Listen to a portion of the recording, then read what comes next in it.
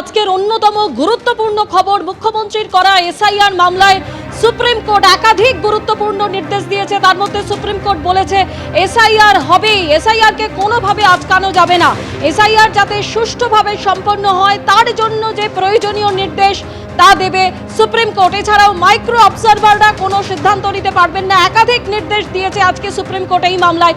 সরাসরি আমাদের প্রতিনিধি সৌভিক মজুমদার আমাদের সঙ্গে রয়েছেন।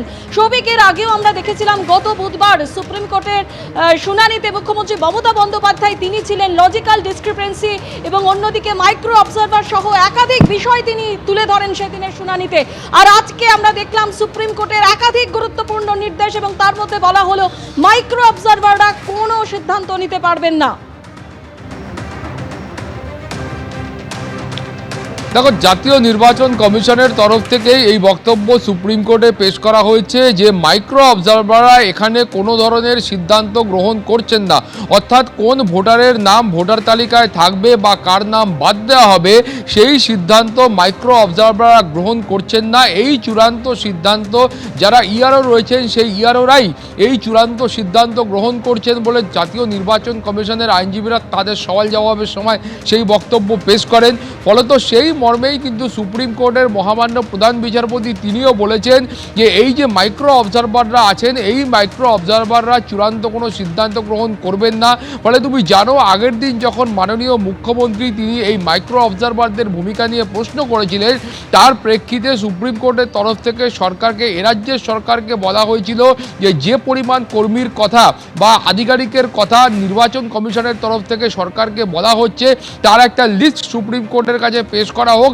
আজকে সুপ্রিম কোর্টের কাছে এ রাজ্যের ক্লাস 2 বা গ্রুপ বি যে অফিসাররা আছেন সেই অফিসারদের ৮৫০৫ জনের একটা লিস্ট সুপ্রিম কোর্টের কাছে পেশ করা হয়েছে। ফলে সেই লিস্ট মোতাবেক আগামীকালের মধ্যে এই ৮৫০৫ জন আধিকারিক ক্লাস 2 বা গ্রুপ বি অফিসার তারা নির্বাচন কমিশনের কাজে যোগদান করবেন। নির্বাচন কমিশন তাদের যে গোটা বিষয়টা আছেন সেটা খতিয়ে দেখে তারা সিদ্ধান্ত নেবেন। কোনো ইআরও বা এইআরওর পরিবর্তন প্রয়োজন হলে সেই পরিবর্তন তারা করবেন।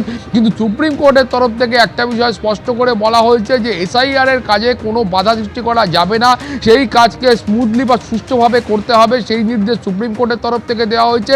এবং তার পাশাপাশি তোমাকে বলবো যে এখানে নির্বাচন কমিশন এবং কেন্দ্রীয় সরকারের তরফ থেকে বলা হয়েছিল যে একাধিক জায়গায় এই এসআইআরকে কেন্দ্র করে গণ্ডগোল বা অশান্তির ঘটনায় ঘটছে। ফলে সেই ঘটনায় এখনো পর্যন্ত এ রাজ্যে ডিজি কোনো পদক্ষেপ গ্রহণ করেননি, পুলিশ কোনো পদক্ষেপ গ্রহণ করেনি।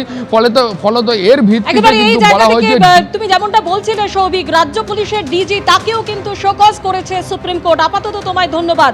অন্যদিকে আজকের এই মামলা নিয়ে তৃণমূল সাংসদ ও আইনজীবী কল্যাণ বন্দ্যোপাধ্যায় কি বললেন শোনাবো।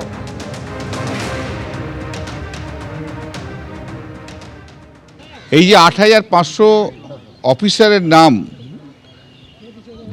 গ্রেড বি অফিসার্স যে নাম আমরা দিয়েছিলাম, মানে রাজ্য সরকার দিয়েছিল, সেই ৮৫০০ জন অফিসারকে মাইক্রো অবজারভার হিসেবে ব্যবহার করার জন্য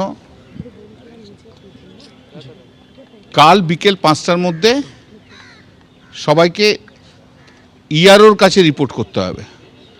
এবং ইআরওর কাছে রিপোর্ট করার পর ইলেকশন কমিশন তাদের যে ডিটেলস মানে দেবে বায়োডাটা সেটা দেখে ডিসাইড করে নেবে কাদেরকে অ্যাপয়েন্টমেন্ট করবে কি করবে না। এই যে এন্টায়ার প্রসেসে ERO is the final authority to take decision.